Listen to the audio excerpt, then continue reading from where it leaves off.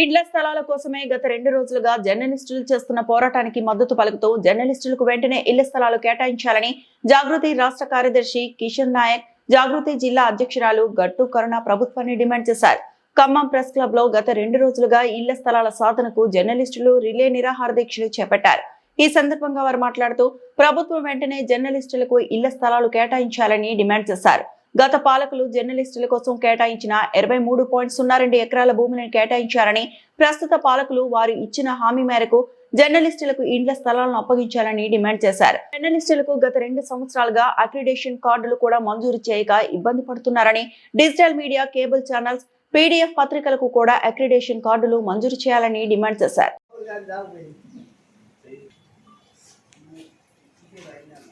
ఇవ్వాలి జర్నలిస్టులకు ఇళ్ల స్థలాలు వెంటనే ఇవ్వాలి. జర్నలిస్టులకు ఇంటి స్థలాలు వెంటనే ఇవ్వాలి. పరిష్కరించాలి జర్నలిస్టుల సమస్యలను పరిష్కరించాలి. జర్నలిస్టుల సమస్యలను పరిష్కరించాలి. ఇవ్వాలి జర్నలిస్టులకు ఇళ్ల స్థలాలను వెంటనే ఇవ్వాలి. జర్నలిస్టులకు ఇంటి స్థలాలను వెంటనే ఇవ్వాలి. జర్నలిస్టులకు ఇంటి స్థలాలు వెంటనే ఇవ్వాలి. అందరికీ నమస్కారం. నా పేరు కిషన్ నాయక్, తెలంగాణ జాగృతి రాష్ట్ర కార్యదర్శిగా పనిచేస్తా ఉన్నాను.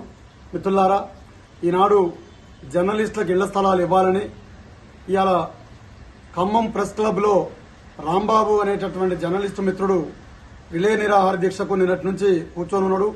ఇవాళ గత పాలకులు అంటే గతంలో ఉండేటటువంటి ప్రభుత్వాలు, గత పాలకులు కూడా జర్నలిస్టులకు రాష్ట్ర వ్యాప్తంగానే ఇళ్ల స్థలాలు ఇస్తామని, అక్రిడిటేషన్ కొత్తగా వచ్చేటటువంటి వాళ్ళకు కూడా ఇస్తామని, వాళ్ళ సమస్యల్ని సత్వరమే పరిష్కరిస్తామని చెప్పని మాట్లాడటం, కేబినెట్ లో పెట్టడం, అట్లనే ఆ భూముల్ని కూడా కేటాయించడం. ఇప్పటికే ఖమ్మం జిల్లాలో, ఖమ్మం నియోజకవర్గంలో జర్నలిస్టుల కోసం దాదాపుగా 23-25 ఎకరాల స్థలాన్ని ఇచ్చి ఉన్నారు.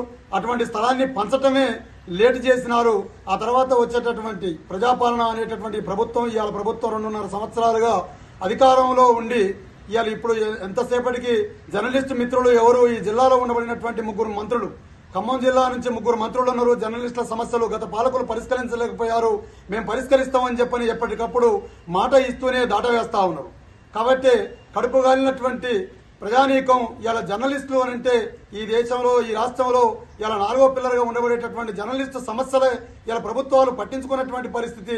వాళ్ళ సమస్యల్ని వాళ్ళకు వదిలేసి ఇలా పాలకులు ప్రజాపాలన అనేటటువంటి పేరుతోని ఇళ్లు ఇవ్వటమే కానీ ఇళ్లను కూల్చేటటువంటి పని పెట్టుకున్నారు. కానీ ఇలా ఇస్తామని చెప్పని మాట ఇవ్వటం, ఈ జర్నలిస్టు యూనియన్లు ఎప్పుడు ఏ మంత్రిని కలిసినా 10 రోజుల్లో మీ ముఖాల్లో చిరునవ్వు వస్తుంది, 15 రోజుల్లో మీ ముఖాల్లో చిరునవ్వు వస్తుంది, పంచడం ఒకటే తర్వాయి అనేటటువంటిది చెప్పుకుంటా వచ్చినారు. ఇప్పటి వరకు మాటలే చెప్పినారు. ఇంతవరకు వాళ్లకు ఇళ్ల స్థలాలు ఇవ్వకపోవడంతో ఖమ్మం జిల్లా కేంద్రం నుండి రాష్ట్ర వ్యాప్తంగా ఈ జర్నలిస్టుల యొక్క సమస్యల పరిష్కారం కోసం, ఇళ్లు నిర్మించేదానికోసం, భూములు ఇవ్వడం కోసం ఇవాళ రిలే నిరాహార దీక్ష నడుస్తా ఉన్నది. రాంబాబు జర్నలిస్టు మిత్రుడు చేస్తా ఉన్నాడు. ఇది దశల వారీగా రూపాంతరం చెందుతుంది.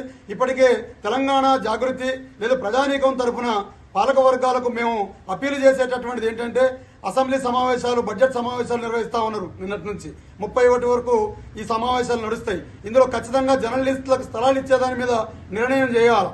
జర్నలిస్టుల స్థలాలు ఇచ్చేదాని మీద నిర్ణయం చేయాలి. ఇక్కడ ఉండేటటువంటి 3 మంత్రులు ఆ బాధ్యత తీసుకోవాలి, ప్రభుత్వం దృష్టికి తీసుకుపోవాలి, వాళ్ళకి ఇళ్ల స్థలాలు పంచాలి.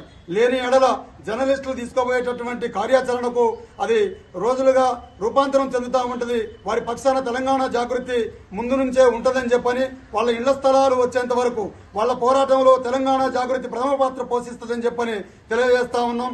జై తెలంగాణ, జై జాగృతి, జై కవిత. జై తెలంగాణ, జై జాగృతి. నా పేరు గట్టు కరుణ అండి, తెలంగాణ జాగృతి జిల్లా అధ్యక్షురాలు.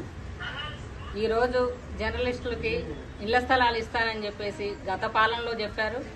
ఆ రోజు జరిగిన విషయం ఇప్పటి వరకు కూడా అది ఇంతవరకు అమల్లో కాలేదు. ప్రతి మనిషికి ఇల్లు అనేది ఒక హక్కు, ఒక పక్షికే ఒక చిన్న గూడు అనేది ఉండాలి. అట్లాంటిది మనిషికి ఇల్లు లేకపోతే ఎంత బాధ ఉంటుంది అనేది ప్రతి ఒక్కరికి తెలుసు. ఒక్కొక్క రాజకీయ నాయకుడికి 4-5 ఇండ్లు ఉండగా ఒక జర్నలిస్టుకు ప్రతిరోజు పొద్దున్న లేస్తే మీ వార్తలన్నీ రాసే వాళ్ళకి ఇల్లు అవసరం లేదా? వాళ్ళకి ఇల్లు అవసరం కంపల్సరీ. ఎందుకంటే ఈ పెరుగుతున్న కాలంలో వచ్చే చిన్న చిన్న ఆదాయాలలో 10-20 వేలు అద్దెలకే పోతున్నాయి. మన ఖమ్మంలో 10,000 రూపాయలు లేని ఎక్కడ కూడా అద్దెకు లేదు ఇల్లు. చిన్న మిడిల్ క్లాస్ వాళ్ళైనా ఒక 10,000 రూపాయలు పెడితేనే ఒక సింగిల్ బెడ్రూమ్ ఇల్లు వస్తుంది.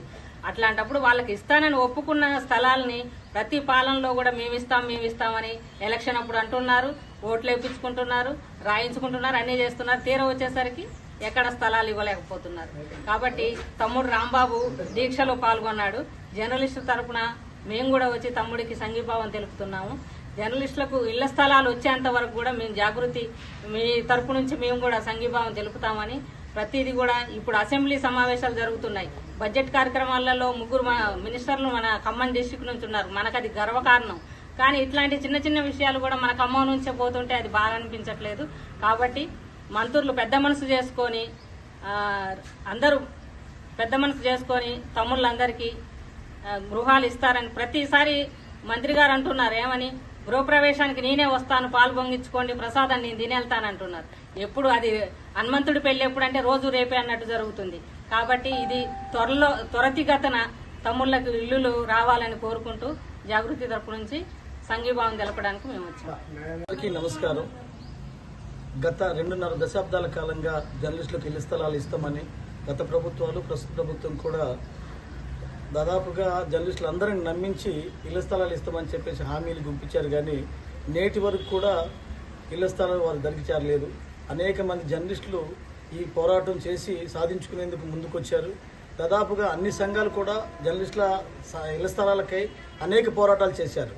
కానీ గత ప్రభుత్వం దాదాపుగా 23 ఎకరాలు జర్నలిస్టుల కోసం కేటాయించి వాళ్ళకి ఇచ్చే పరిస్థితుల్లో చివరిలో ఎలక్షన్ కూడా వచ్చి ఆ స్థలం అట్లనే ఆగిపోయింది. ఈ ప్రస్తుత ప్రభుత్వం కూడా జర్నలిస్టులకు ఇళ్ల స్థలాలు ఇస్తాం అని చెప్పేసి మాట ఇచ్చుకుంటూ కాలయాపన చేస్తుందే తప్ప ఉన్న స్థలాన్ని అప్పగించడానికి అనేక కొర్రీలు పెడుతున్నారు. దయచేసి మంత్రులు గారికి, ఈ ప్రజాప్రతినిధులకి విజ్ఞప్తి ఏంటంటే, జర్నలిస్టులకు ఇచ్చిన హామీలను అమలు చేయండి.